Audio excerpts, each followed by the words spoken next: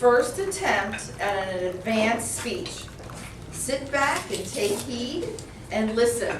Welcome to the lectern, Gary Ratcliffe.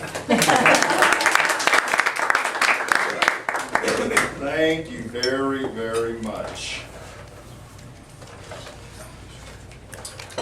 Why are we here? Why are we here? Learn. Develop speaking skills. Eat breakfast. Why are we here? Become a leader. Articulators and guests, why are we here? We're here, in my opinion, because we either enjoy public speaking, we want to improve our speaking skills, or kind of like me, I just like being up here and talking. I have a captive audience. Today I'm going to speak about two things. First, why we're all here today, and two, how public speaking builds confidence in all that you do. First, we all came here for a reason. My reason was, I told you, I like to be in front of a crowd. I love looking into your faces and watching. Picture this, you're standing on a stage. You gaze out into the audience, into the multitude of eyes, a sea of eyes. Everyone's intently focused upon you. Thomas is eating, so he's not focused upon me right now. The audience waits haplessly as you begin to utter your words. Words that are painted with subtleties such as sarcasm, wit, sadness, despair, and even ecstasy. With each utterance, you delve deeper and deeper into my psyche, into my soul. And then, Oh! wow, the climax. The audience reacts.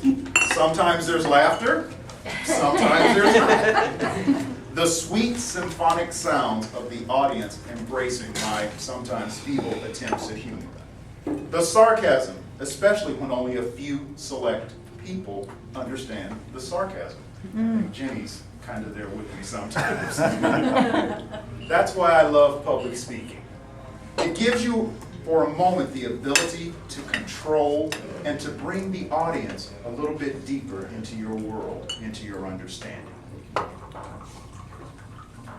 As humans, we either seek pleasure or we seek to avoid pain. Many of us join Toastmasters to avoid the pain of being in situations where, at a moment's notice, we're called upon to speak by someone we don't know. Usually it's in a work environment, and we get there and we realize we don't have a clue as to what to do. I'm a former accountant, and we are not known. Yay for being a former accountant. And we don't know what to do. Others, as I said, we join because we love to be in front of a crowd. We enjoy the attention. We crave the limelight. I really don't, but I do like being up here. But most of all, we want to improve our public speaking abilities. Fellow articulators, I empathize with each and every one of you. I enjoy public speaking, but I've been in situations where I get nervous. Right before here, you know it's coming to your turn to speak, your heart starts to race, your palms get sweaty, but the one thing I will say, when you get up here, it goes away and no one really knows if you're nervous. I start to sweat, my temperature rises, I forget the words, I forget my train of thought, but I offer you this. I promise if you stay in Toastmasters long enough, and if you actively participate, and if you seek out opportunities to speak, you will improve. It does. I won't say it gets easier, but you get used to it and you do it and you move on. Public speaking is simple. We can all craft a speech, we can all practice our speech, we can master our movements, our voice inflections, our eye contact, and all the things we're supposed to do to deliver an effective speech. I said it's simple, but I didn't say it was easy. We still must do the work to get to the point of speech delivery. See how everyone's quiet right now? That's kind of cool part. Anyway, I digress. Each of us has within us greatness. Each of you has the power to master the art of speaking. All we need to do is to commit ourselves and to push ourselves to that point of greatness. You have the ability to control your outcomes that you get from Toastmasters. No one controls what we get from Toastmasters except us. If you show up and you participate, you will get better. Here's a thought. When I call out the roles, instead of saying, oh God, am I going to speak this week, next week, why not relish the opportunity to speak? Volunteer to take advantage of any opening to speak. It would make my job a whole lot easier. If you begin to do this, I guarantee that the more you speak, the better you will speak and the more you will want to speak. I guarantee there's not a person in here when they speak on a particular day and they're doing the drum roll at the end, they're like, I hope it's me, I hope it's me. But we move on, we don't always win. We all have an opportunity and a chance to better ourselves with Toastmasters. Where else can you find an audience who sincerely wants to help you improve? We have friends to evaluate our speech, and we have the chance to improve our off-the-cuff speaking. How many venues do you know of where you can improve as a speaker, improve as a leader, and have fun doing it? Not many. I would venture to say Toastmasters is one of those few places. Because I haven't been in any work environment where you get up in front of someone at the last minute and speaking is fun. It's usually a lot of pressure on you. The second reason is self-improvement. Public speaking builds confidence. I want to appear confident in everyday speech and in personal conversation situations. Nothing, absolutely nothing can better prepare you for life and all of its impromptu speaking opportunities that being a proficient speaker permits. No one raise your hands. Don't raise your hands. But There's always one. Of course. But who has ever been in a situation where you were called upon to answer a question, usually in a work situation, and you felt like an idiot because you didn't know what to say? Imagine the opposite. You're at work, especially if you work at a large company, and you're in a large group meeting, and one of the bosses calls upon you to offer a comment. Or you're at a wedding and you're called upon to speak. Maybe you're at a conference and you want to ask a question, but you can't bear to stand up.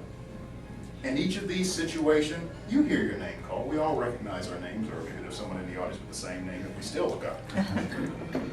In each of these situations, you hear your name called, and you have one or two things happen. All the blood in your body goes to your face. I don't really turn red. Or elsewise, all the blood in your body goes to your feet. You begin to perspire. Your hands get sweaty. You can feel the sweat running down your back. You know, and I often say, I hope it was a Mitchum day. You ask yourself, what was the question? Because you really weren't listening. You force yourself to stand, and all the moisture in your mouth has relocated to your face and to the back of your neck. You open your mouth to answer, and a faint, what? What? But then yeah, exactly. But then you realize it was only a dream. You were paying attention because you weren't afraid of being called upon to give that answer. You don't have a clue what the proper answer is, but you say something and you say it confidently. You stand up straight, you look the person in the eye, you turn and face your audience, and you speak for several minutes. Your boss appears very satisfied, the crowd looks satisfied, that person knows what they're talking about. Whether the answer was correct, or as in this situation, if it was total BS, no one knows. But what the audience feels is they feel your conviction and they feel the confidence that you exude based on what you just did. Which situation would you rather be? Exactly. The website ehow.com has a lot of stuff, but they do offer some suggestions to help you develop confidence as a public speaker. First one, join a local speaking group or club such as Toastmasters International. Has everyone heard of Jim Rohn? Okay, he's dead now.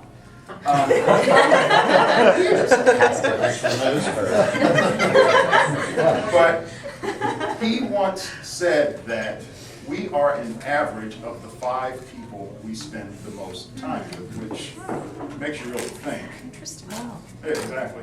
Being surrounded by those who have similar goals as you can help you grow. So if you surround yourself with people who enjoy public speaking and your goal is to speak better, hence you will get better. Research other public speakers and adopt aspects of their presentations that appeal to you and fit your personality. Practice what you learn. For every skill learned, you must practice it continually thereafter. For instance, I lift weights. If I don't lift it in a while, I get weak quick. Speak as often as possible. In a group or club meetings, family functions, Sunday school, if you go to church, any opportunity where you have a willing audience, speak, and I promise you, you will get better. Focus on the message you're bringing. It's easy to get lost in that sea of faces, people looking back at you and wondering, oh God, what are they thinking? Are they thinking about me? Do I have food in my teeth? Or whatever it is. Don't worry about that. Most times people, even if they're thinking bad about you, they're not going to tell you, so it doesn't really matter anyway. See? Relax. Relax as much as possible. But I offer you will get nervous. It's just a natural reaction. You will get nervous, but when you get up here, pause a few seconds before you begin and think to yourself, I am a confident speaker, and you will do absolutely fine.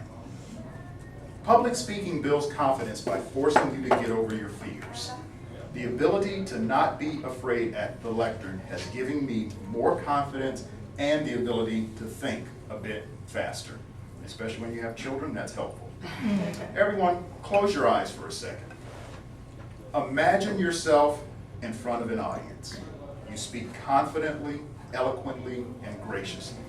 Your message came through and you exude confidence. You're just dripping with it. The audience roars in thunderous applause. You've been an overwhelming success. They opened the gates, they loosed the pigeons and the balloons, and roses filled the stage. You bask in your own... Oh, wait a minute, that was a dream I had last night. One final thought. The only person to stop you from becoming a better public speaker is you. Madam Toastmaster.